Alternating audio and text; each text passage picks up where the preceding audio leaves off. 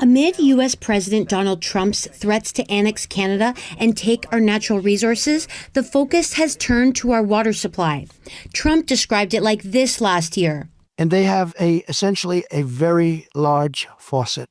BC's energy minister has said the province cannot use its water supply as a bargaining chip because of the Columbia River Treaty. It's the 61-year-old agreement that governs hydroelectric power production and flood control along the 2,000-kilometer Columbia River that flows from BC down to several western U.S. states. Last summer, Canada and the U.S. under then-President Joe Biden reached an agreement in principle to update the treaty. But Adrian Dix says the Trump administration has now hit the pause button. What's different here is the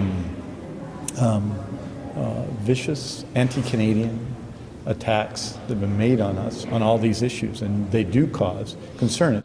The New York Times reported that Trump raised the treaty as part of a host of grievances during a phone call last month with Prime Minister Justin Trudeau. Trudeau has said a key part of a modernized treaty is addressing Canada's concerns about sensitive ecosystems and Indigenous land. A former BC Environment Minister says the deal now appears to be collateral damage in the trade war. It stalled out, and now, unfortunately, it seems to be caught up in some of this more general hostility being expressed by the Trump White House towards Canada. A professor who has spent several decades studying the treaty says Trump may be poised to backtrack on the interim deal. It's very concerning. So now having Trump come along, who I think is likely going to want to scuttle the whole deal. But Adrian Dix notes either government has to give 10 years' notice to rip up the treaty, and he's confident it will not come to that.